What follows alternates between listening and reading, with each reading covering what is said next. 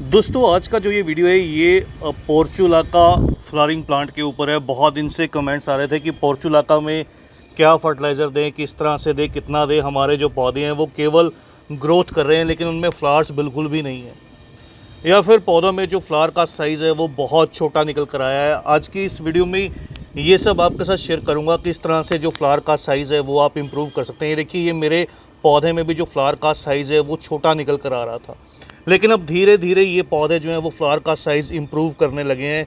जो फर्टिलाइज़र मैंने इन पौधों को फीड किया वही आपके साथ शेयर करूँगा। सबसे पहले आपको बता दूं, ये जो आप वैरायटी देख रहे हैं ये पोर्चुलाका की हाइब्रिड वैरायटी है। हाइब्रिड और देसी दो तरह की इसमें वैरायटी रहती है नर्सरीज पर। हाइब्रिड में जो मेन डिफरेंस रहता है, इसमें फ्लावरिंग देसी से ज़्यादा होती है। दूसरा, इसमें जो एक और बढ़िया जो बात रहती है वो ये रहती है, इसमें बहुत से जो मल्टीपल कलर्स हैं वो अवेलेबल रहते हैं। लेकिन जो देसी वैरायटी रहती है उसमें नॉर्मल पिंक और वाइट कलर जो है वो अवेलेबल रहता है। वो मॉनसून के समय पर हैवी फ्लावरिंग करती है, लेकिन ये साल भर हैवी फ्लावरिंग करती है। इसमें जो कह लीजिए कि ब्रांचेज़ हैं वो बहुत लंबी लंबी नहीं जाती, छोटी ब्रांच में ही इस तरह से जो फ्लावरिंग बर्ड है वो बनना स्टार्ट हो जाती है। इस बात को क्लियर करने के लिए ये देखिए, मैं आपको अपनी देसी वाली पोर्चुलाका भी दिखा देता हूँ। इसमें देखिए इस तरह से, जैसे मैंने आपको बताया कि ब्रांचेस बहुत लंबी लंबी जाती हैं, तो ये सीधी सी पहचान है। और इसमें इस तरह से डार्क पिंक कलर, हालांकि वाइट कलर भी रहता है, तो ये सीधी सी पहचान रहती है इन पौधों की।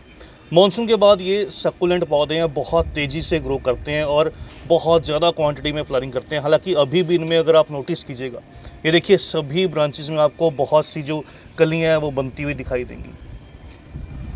सबसे पहली बात ज़रूरी रहती है पौधे में हैवी फ्लावरिंग के लिए इसकी मल्टीपल ब्रांचिंग होना, पौधे का बुशी या घना डेवलप होना। दो तरीके से पौधा बुशी या घना डेवलप होता है। नंबर एक, या तो आप इन पौधों की जो कटिंग रहती है वो कटिंग करके आप इसी गमले में साइड में जो है वो ग्रो करते जाइए, तो कुछ ही दिन में ये कटिंग्स जब प्रोपेगेट कर जाती हैं, आप नोटिस कीजिएगा ये पौधे बिल्कुल घने बुशी पौधे में डेवलप करेंगे। एक ही गमले के अंदर आपके बहुत से जो प्लांट्स हैं वो रेडी हो जाते हैं।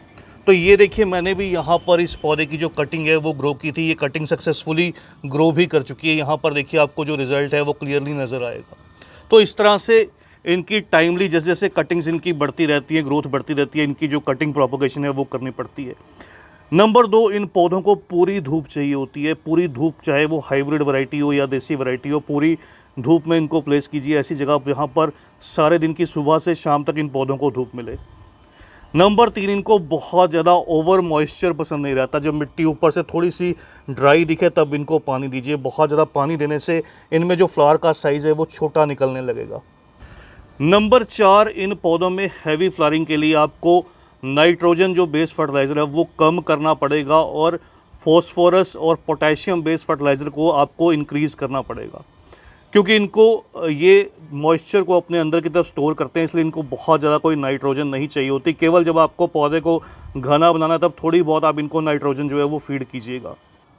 चलिए अब बात करते हैं फर्टिलाइज़र के बारे में। फर्टिलाइज़र आप इनको दो तरह से फीड कर सकते हैं। नंबर एक है केमिकल फर्टिलाइज़र, दूसरा है ऑर्गेनिक। अब केमिकल फर्टिलाइज़र में क्या इनके लिए ज़रूरी रहता है, केमिकल फर्टिलाइज़र में, क्योंकि ये गर्मी के मौसम में ग्रो करते हैं, सर्दी में बिल्कुल ये मुरझा से जाते हैं। इस तरह से लगेगा आपको जैसे ये पौधे डेड हो चुके हैं, ड्राई हो चुके हैं, लेकिन गर्मी आते ही फिर से ये ग्रो करने लगते हैं। तो केमिकल फर्टिलाइज़र में इनके लिए बहुत बढ़िया रहता है इस तरह से डीएपी फर्टिलाइज़र। डीएपी का जो रोल रहता है इनको घना घना बनाना, इनको बुशी बनाना और मल्टीपल जो बर्ड्स रहती हैं उनको डेवलप करना। तो सबसे पहले देखिए, यहाँ पर मैं लगभग 2-2 ग्राम डीएपी इस तरह से इनकी गमले की मिट्टी में स्प्रिंकल कर दूंगा। आप चाहें तो साइडों में होल करके इन पौधों को भी फीड कर सकते हैं। बड़े दाने वाली डीएपी रहती है तो आप इनको लगभग 10 से 15 दाने, तो इस तरह से डीएपी को फीड कर दिया। नंबर दो, अब बात आती है फ्लावर के साइज़ की। फ्लावर के साइज़ को, शेप को कैसे इंप्रूव किया जाए। एक तो चीज़ रहती है एप्सम सोल्ट। आप इनको एप्सम सोल्ट फीड कीजिएगा, वो पौधों को फोटोसिंथेसिस के प्रोसेस में हेल्प करता है। उससे आपके जो फ्लावर के साइज़ हैं, शेप है, वो अच्छे निकल कर आएंगे। नंबर दो, आप इनको पोटेशियम रिच फर्टिलाइज़र फीड कीजिएगा। तो ये मेरे पास ऑर्गेनिक पोटेशियम है, ऑर्गेनिक पोटाश है, इजली सीड शॉप पर अवेलेबल रहती है। इसका भी मैं इस तरह से जो कुछ कुछ दाने हैं, लगभग 1 से 2 ग्राम इन पौधों को फीड करूँगा। इससे इनकी जो ग्रोथ है वो अच्छे से निकल कर आएगी, फ्लावर की काउंटिंग जो है वो बढ़ने लगेगी और फ्लावर का साइज़ भी बढ़ने लगेगा। तो इस तरह से हर 10 से 15 दिन में आप इनको इस तरह से जो फर्टिलाइज़र है वो फीड कीजिए। अगली जो चीज़ आती है ऑर्गेनिक की। ऑर्गेनिक के तौर पर सबसे बढ़िया रहता है इस तरह से आप इनको बनाना पील लिक्विड फीड कीजिए। इसमें कैल्शियम भी रहता है, फॉस्फोरस भी रहता है और पोटेशियम भी रहता है। तो ये तीनों चीज़ें इन पौधों के लिए बहुत इंपॉर्टेंट है। हर हफ्ते मतलब हर वीकली इनको जो है इस फर्टिलाइज़र को फीड कीजिए। बनाना पील को डिल्यूट करके फीड कीजिए 1:1 की रेशियो में।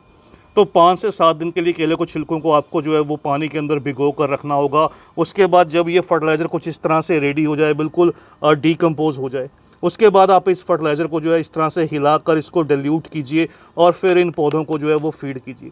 तो आपको जो रिज़ल्ट है वो बहुत अच्छा मिलेगा। आपके पौधे धीरे धीरे तेज़ी से ग्रो करेंगे और अच्छे फ्लावर का साइज़ भी प्रोड्यूस करेंगे। तो बस दोस्तों, ये थी इन पौधों के बारे में कंप्लीट इन्फॉर्मेशन जो आपके साथ शेयर की।